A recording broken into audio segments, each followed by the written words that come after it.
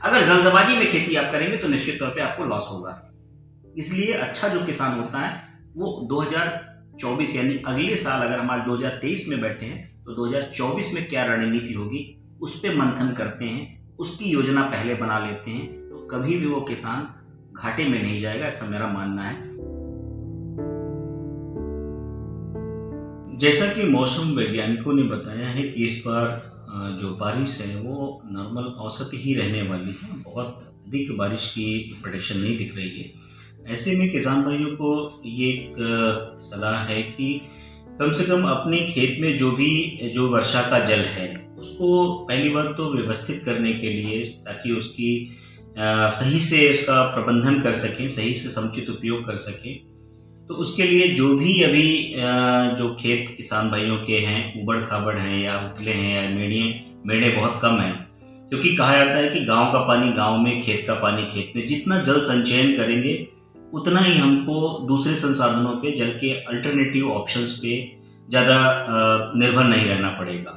कृषि विभाग के माध्यम से बहुत सारी योजनाएं चल रही हैं जिसमें खेत का समतलीकरण है, तो सभी किसान भाइयों को ये सलाह है कि अपने खेत को समतलीकरण अवश्य कराएं, क्योंकि ज़्यादातर जो पैदावार जो कम हो रही है, जो औसत पैदावार जो गिरावट आ रही है, उसका मूल कारण यही है कि हमारे खेत समतल है ही नहीं। यानी उसके बाद जो पोषण उसमें दिया जा रहा है, न्यूट्रिशन उसमें जो डाला जा रहा है, वो पौधे को मिल नहीं पा रहा है और वो पानी के थ्रू बह करके दूसरे खेतों में चला जा रहा है। तो पहला काम ये कर ले कि भूमि का समतलीकरण कर ले, चौड़ी मेड़बंदी कर ले, ताकि वर्षा का अधिक से अधिक जितना भी पानी आपको मिले वो जल संचयन, यानी भूमि के नीचे सतही जल में जो कैपिलरी वाटर है, जो मिट्टी के कणों के बीच में जो नलिकाएं होती हैं, वहां पानी केशिका जल के थ्रू जमीन के अंदर जाए, क्योंकि सतह में जितना पानी रहेगा उतना ही भूगर्भ जल जितना स्टोर रहेगा वो आपके भविष्य की खेती के लिए अच्छा होगा।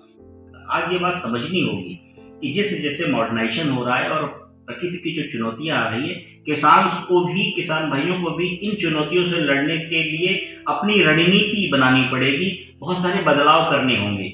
फसल लागत को कम करने के लिए आपको दिमाग पे करना पड़ेगा।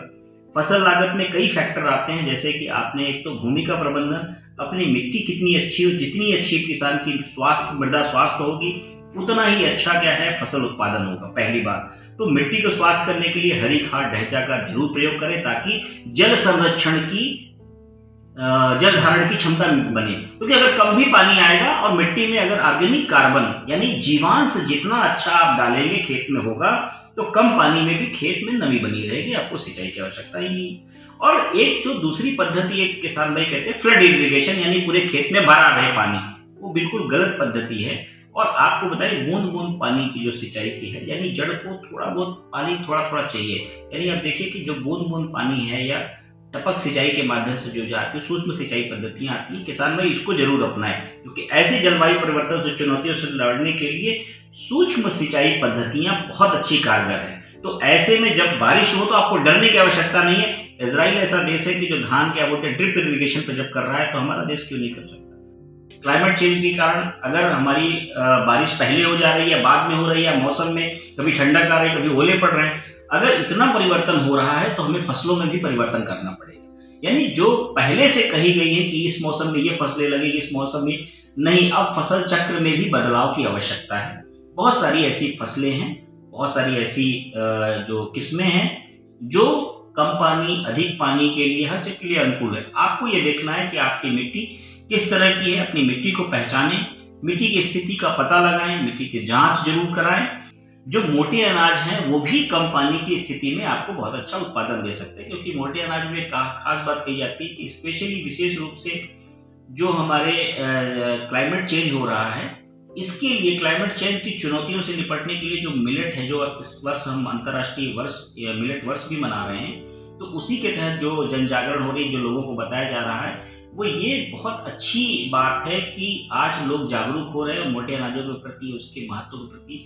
तो करना क्या है साथियों कि जो सामा, कोदो, मड़ुआ, रागी, ये जो हमारी जो फसलें हैं या बाजरा है, ज्वार है, ये कम पानी में, पहली बात तो कम पानी लेती है, कम समय लेती है, और कीड़े और बीमारियां इनमें बहुत कम, न के बराबर। और आप ये सोचिए लागत इनकी कम होती है, यानी कम, हर चीज जब कम है तो जब कॉस्ट किसान की कम हो जाएगी और मौसम का कोई असर नहीं है, यानी आपको ये बहुत कम समय में अच्छा उत्पादन दे रही है और बाजार भी अच्छा मूल्य इसके मोटे अनाजों के उत्पाद बना करके, क्योंकि एक चुनौती किसान सामने आती है, किसान भाइयों के सामने, कि मोटे अनाज लेगा कौन।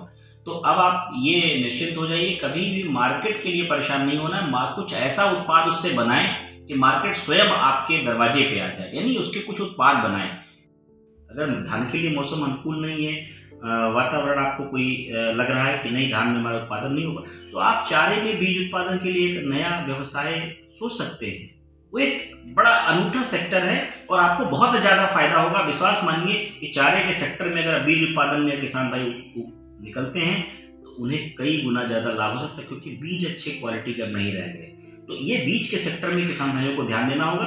और पशुधन सेक्टर में, यानी चारे के सेक्टर में अगर पशुधन की हम बात करें तो मिलेट यानी मोटे अनाज, ये पशुओं के लिए बहुत अच्छे चारे हैं या चारे के बीज हैं। मांग आधारित खेती जब आप करेंगे तो निराश नहीं होंगे। दूसरों की देखा यदि आप खेती करेंगे तो निश्चित तौर पर आपको परेशानियां आएंगी। तो समरी में, नटसेल में यही है कि ऐसी कोई विषम परिस्थिति नहीं है। जो भी चीज़ें हैं ईश्वर ने अगर दी है आपको, तो उसी में ही आपको बेस्ट करना है। प्रयास करेंगे तो निश्चित तौर पे सारे संसाधन मौजूद हैं। ज़रूरत है हमें आपको मिलकर के बांट के समझने के लिए और सही से समय पर रणनीति बनाने के लिए।